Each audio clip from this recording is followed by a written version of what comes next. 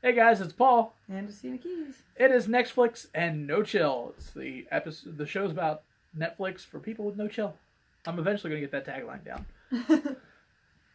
All right. So, Stranger Things, Season 2, Episode 3. Everything goes bad. Titled The Pollywog, or as I like to call it, the Ballad of D'Artagnan. Kind of like a Lemony Winks thing. No, there's no felching. Dear God, no. There's no felching. Wow. How do we get a felching thing in here? Leave them to your... Oh, sorry, Richard Gere.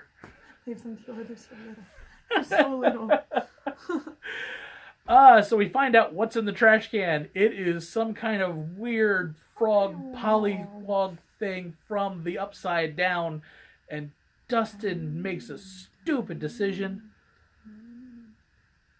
To keep it as a pet. He makes it his pet because he's being neglected. But as I was, I will defend Dustin until I die. You can make this point because I feel I after listening to you talk about this part about Dustin, I understand where he's coming from. I will defend him and until I die. I don't hate him as much. So go ahead. So Dustin is my favorite of the beans, and I feel like he's very misunderstood and often neglected as just the comic relief. So Paul, like many of my friends, are just kind of like, how could you be so stupid? How could you keep something that's obviously from the Upside Down? Even though he reads all these reptile books and just for some reason doesn't put it together that it's from the Upside Down until Will is just like, oh yeah, like I've seen them there. Yeah, by the way, let's kill it. Yeah. His whole reasoning behind keeping this thing as a pet is that he's just being neglected by all of his friends. And my argument for that is, A, Will is still suffering from PTSD and all of the effects of being in the Upside Down and being stuck somewhere in between right now, so he's kind of out of commission.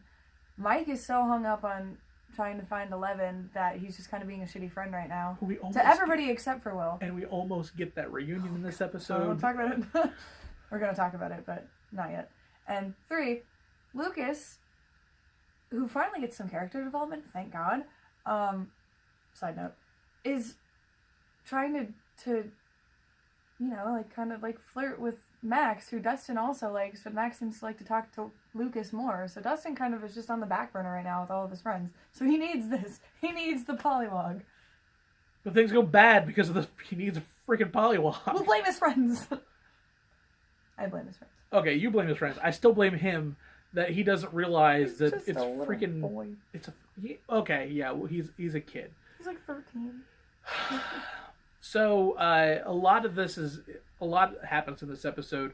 Hopper, for who we don't really touch on in the last episode, there's this massive blight going on. Who all the farmers think that each other are trying to poison the other, and it turns out everything is radiating from the lab. So all the crops within like a weird radius just started dying because of the lab. That their measures to keep the gateway to the Upside Down are not working, and they're leaking through and basically poisoning the land. Of course, refusing to acknowledge it. Of course, because it's a government. The government never admits its mistakes. No, of course not. So that's going on with Hop. Elle and Mike almost reunite. Almost. Because Elle missed trick-or-treating, so her and Hopper are not happy with each other, and she sets out on her own to find Mike, because that's been her. As much as Mike has been obsessed with finding Mike, she's just been obsessed with finding Mike herself. So while that is going on, we also have a backstory between Nancy and Steve and John, because Nancy has just been guilt-ridden, and she brings us up about PTSD.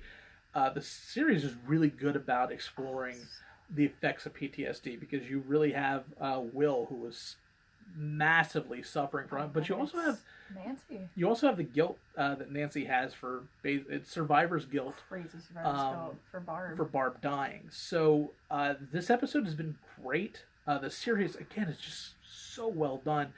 But they're hatching a plan, because they're like, we need to basically bring Barb's killer to light, kind of thing. Even though we all know that it was killed by a Demogorgon. A Demogorgon.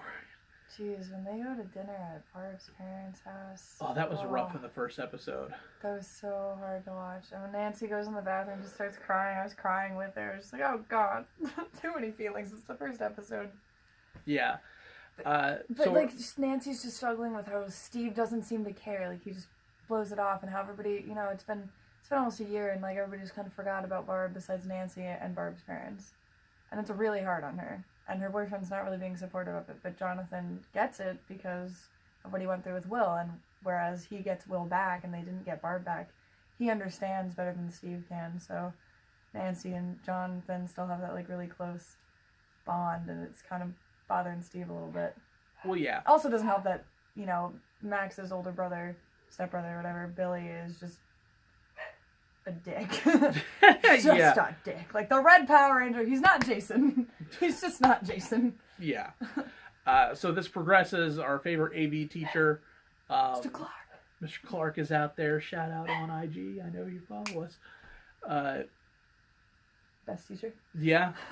And then we have this kind of showdown that everybody realizes that, hey, this Polywog is not a happy thing. It's an evil, evil creature, and we have to kill it. And, of course, Dustin screws all that up. And, well, I think Max kind of screwed it up. Max opened the door. Yeah, but he gets loose in the school. Mike tries to kill D'Artagnan, and Dustin blocks the shot, and then Maxine lets it loose out the door, and then gone. But we have the chance to kill it, and Dustin hides it under his hat all Ratatouille style, which just bothers me. Like, it's like, just let it die. What would you do? Huh? Okay, what would you do? I'm Mike in this. Really I'm Mike in this situation. No, like, I'm holding the mic. No, I'm ready to kill. No. If you were Dustin in this situation, what would you do? I would understand that, hey, Dustin, something from the Upside Down took my best friend and also killed Barb.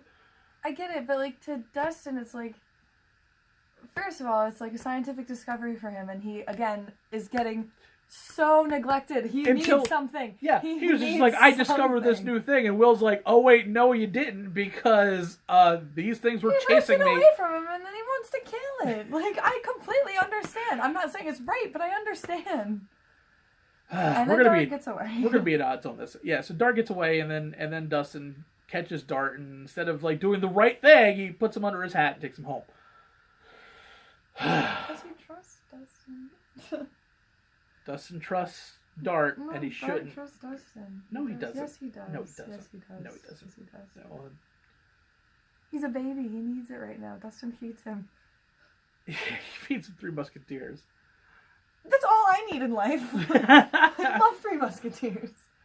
And then the Will's the first person who finds Dart and is startled by the sounds that Dart makes, and he runs away and has another episode. He's stuck in the Upside Down. Oh god. And we're brought back to this really, actually, under the circumstances, a very sweet interaction between himself and Bob, where Bob teaches him to stand up to bullies, and then he uses it in any other situation. Yes, in any other situation, it's right to stand up to bullies. You don't stand up to other dimensional shadow monsters.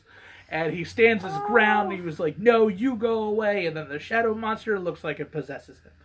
And that's how this episode ends. I'm so upset, because, like, in season 1, you have Lucas, who everybody's like, wow, Lucas is such an asshole. And it's like, no, in any other situation, he's the rational one. He's right. But in this situation, it's not. And then in season 2, you get Bob, who, in any other situation, yeah, you're right, that's what you do. But no! So you watch it slowly unfold, and the entire time you're just like, no, run, keep running.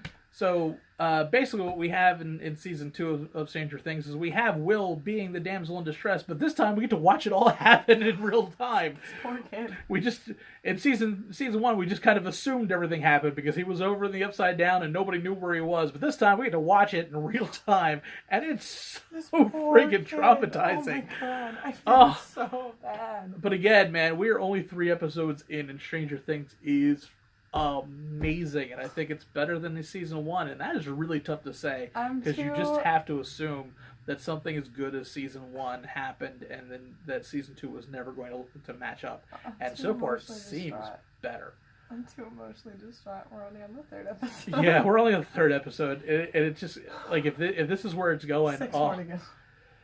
6 more episodes to go. But next week we're going to be back with a new episode of Stranger Things, episode 4. But we're also going to be up with an episode of The Punisher.